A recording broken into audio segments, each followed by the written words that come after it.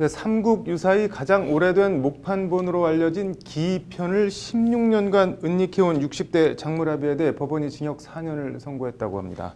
삼국 유사 소유권 얘기해보겠습니다. 남승환 변호사의 시사법률입니다. 남선생님, 일단 사건 내용부터 좀 볼까요? 네, 이 삼국 유사 기편 목판본은 네.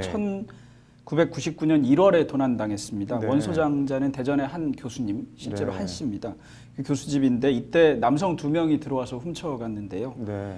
이 목판본은 1384년에 발간돼서 현존하는 목판본 중에서 가장 오래된 것입니다. 네. 근데 이 문화재 매매업자 67살 정도 되는 K 씨는 네. 그 다음 해인 2000년에 이거를 손에 넣은 다음에 네. 2015년 11월까지 숨겨두고 있었습니다. 네. 16년 정도 되는데 이사를 여러 차례 다니는 동안 뭐 비밀 공간을 만든다든가 네. 특수 수납 공간을 만들어서 옮겨 다니다가 네. 이제 공소시효가 지났다라고 생각하고 경매 사이트에 올린 것입니다. 네. 그다음에 또 하나가 있는데 이제 어사 박문수와 후손들이 주고받은 서찰, 이것을 네. 간찰이라고 하는데 이것도 네. 마찬가지로 취득했다가 이 무렵에 이제 경매에 올리면서 드러나게 되었습니다.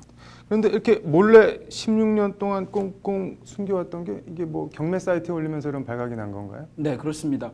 이 그 장무라비의 네. 경우에는 은닉죄 또는 절도죄의 공소시효가 지났다고 생각했습니다. 네. 그래서 공소시효가 지났을 무렵에 경매 사이트에 올린 것인데요. 네. 그런데 절도죄의 공소시효는 지났을지 모르겠는데 네. 은닉죄의 경우에는 은닉하고 있는 동안은 공소시효가 지나지 않고 있다가 네. 은닉이 종료되면 그때부터 이제 공소시효가 진행됩니다. 네. 경매 사이트에 내놨을 때 은닉이 종료됐다고 봐서 그때부터 공소시효가 진행되기 때문에 공소시효가 네. 충분히 남아 있었던 사안입니다. 어떻게 보면 자기 발등 자기가 찍은 건데 이거 뭐 법원 판결은 어떻게 나왔나요? 네, 1심에서 4년형을 선고했습니다. 네. 1심에서 4년형 선고하면서 동종 전과도 있고 문화재를 경매 사이트에 올려서 사적 이익을 취하려고 했다. 이렇게 네. 해서 4년형 선고됐고 항소 기각되고 얼마 전에 대법원에서도 마찬가지로 4년형을 확정했습니다. 네. 그러면 이 소유는 어디로 가는 건가요? 그러면? 일단 판결을 선고하면서 네. 몰수 판결을 같이 선고합니다. 네. 몰수 판결을 선고하면 국가가 가져가는 것인데요. 네. 이른 국가의 소유인 것처럼 돼 있지만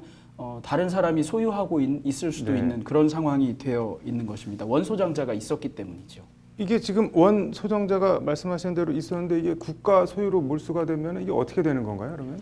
원칙적으로 몰수는 네. 범인 이외의 자의 소유에 속하지 않는 것에 대해서 할 수 있습니다. 네. 그러니까 이거는 범인 이외의 자의 소유에 속하는 거니까 몰수할 수 없고 네. 형법과 형사소송법에 의하면 피해자에게 돌려줘야 됩니다. 피해자 네. 환부를 하는데 우리 문화재보호법은 은닉 손괴한 문화재의 경우에는 네. 몰수한다고 정하고 있거든요. 네. 한다 이렇게 돼 있는 네, 거. 그러면 이게 두 조항이 충돌하는데 이런 네. 경우에 우리 법원은 문화재보호법이 특별법이라고 보아서 네. 다른 사람 소유라고 하더라도 몰수하고 있습니다. 그러면 원 소장자들은 어떻게 되는 건가요? 원래 자기들 거 아닌가요? 네, 원소장자들의 경우에는 이제 네. 민사소송을 통해서 반환을 받으라는 것인데요. 네. 실제로 민사소송을 하면 압수물 반환 청구 소송 같은 것을 하게 됩니다. 네. 그럼 이제 그 소송에서 몰수했으니까 이미 국가의 소유가 아니냐 뭐 이런 점이 쟁점으로 다퉈지기는 합니다. 이게 그러면은 이번 같은 경우는 도난품이 명백해서 뭐 은닉이다 두고 뭐 이견이 없을 것 같은데 예를 들면 제가 거액을 주고 문화재를 구입을 했다든가 아니면 집안에 대대로 내려오는 거를 어디 잘 모셔둔 거랑 이 법적으로 이렇게 문화재보호법상 은닉하는 거랑 이게 구분이 어떻게 되는 건가요?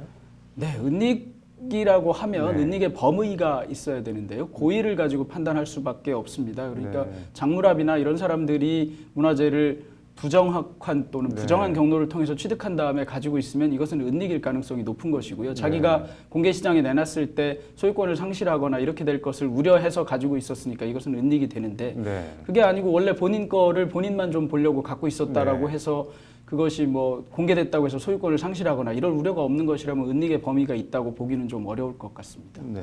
그럼 이거 소송을 하면은 찾기는 찾을 수가 있는 건가요? 네, 아까 말씀드린 대로 이제 압수물 네. 반환 청구 소송이라는 걸 하는데요. 네. 그러면 국가로서는 몰수했으니까 국가의 소유가 아니냐 이렇게 얘기하는데 네. 우리 판례는 또 이렇습니다. 몰수 자체는 범죄인과 국가와의 관계에서 소유권을 국가가 귀속시킨다는 의미이고 제3자에게는 효력이 미치지 않는다. 근데 이 네. 제3자가 지금 그 박문수의 후손 또는 뭐 원래 네. 원소장자들 뭐 이렇게 되어 있으니까 네. 이분들이 반환받아 가는 데는 또 문제가 없습니다. 그러다 보니까 네. 이런 경우처럼 소유자가 명백하면 압수물 반환하라는 판결이 떨어지게 됩니다. 뭐 내 소유인데 내가 소유하지 못하고 이 소송을 통해서 해결해야 되는 좀 이상한 상황이긴 한 것 같은데 문화재보호법 취지는 알겠는데 뭔가 좀 개선은 필요해 보이네요. 오늘 잘 들었습니다.